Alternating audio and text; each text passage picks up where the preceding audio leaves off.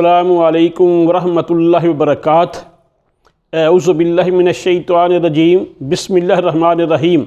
لقد کان لکم فی رسول اللہ اسوۃ حسنہ۔ اس میں کوئی شک نہیں کہ ہمارے لیے نبی مکرم صلی اللہ علیہ وسلم کی زندگی سب سے اعلیٰ نمونہ ہے۔ نبی مکرم صلی اللہ علیہ وسلم ہمارے لیے زندگی کے ہر شعبہ میں نمونہ ہیں۔ کوئی زندگی کا ایسا شعبہ نہیں جس میں امام الانبیاء حضرت محمد الرسول اللہ صلی اللہ علیہ وسلم نمونہ نہ ہوں۔ تو آپ صلی اللہ علیہ وسلم موجودہ حالات کے اندر یہ جو وبائی امراض ہیں اور خصوصاً کرونا ہے، جب ہم اس کو لیتے ہیں، ایسی امراض کے اندر امام الانبیاء حضرت محمد الرسول اللہ صلی اللہ علیہ وسلم کے کیا فرامین ہیں، آپ کا کیا اسوہ حسنہ ہے۔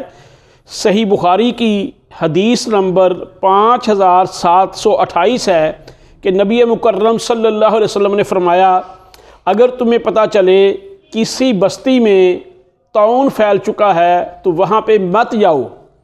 اگر تم کسی ایسی بستی میں ہو جہاں پہ طاعون پھیل جائے، وہاں سے بھی مت نکلو۔ یہ جو کرتینہ کا تصور آج کی دنیا نے لیا ہے، تو یہ امام الانبیاء حضرت محمد الرسول صلی اللہ علیہ وسلم کے اس فرمان میں صدیوں سے پہلے ہمیں دے دیا گیا ہے۔ ایسے ہی وبائی امراض والوں سے دور رہنا۔ مسند احمد کی حدیث نمبر ہے 7764۔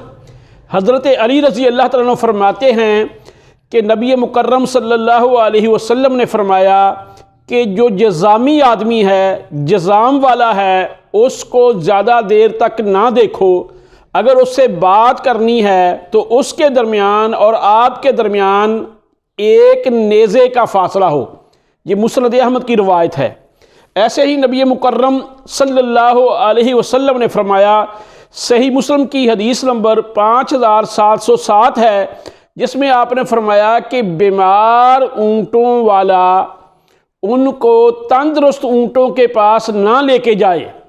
تو اس کا معنی یہ ہے کہ جو وبائی امراض والے ہیں، ان کو اور تندرست لوگوں کو علیحدہ رکھنا چاہیے۔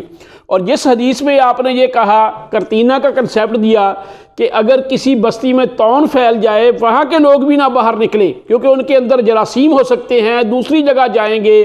اور یہ ہے کہ اللہ پہ بھروسہ، اللہ پہ توکل کرنا چاہیے۔ کوئی بھی بیماری کبھی بھی نقصان نہیں دے سکتی اگر اللہ کو منظور نہ ہو۔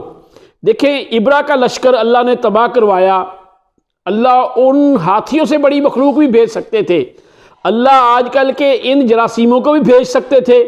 جراثیم بھیجتے تو اس وقت کے لوگوں کو نظر ہی نہیں آنے تھے، کیونکہ جدید آلات نہیں تھے۔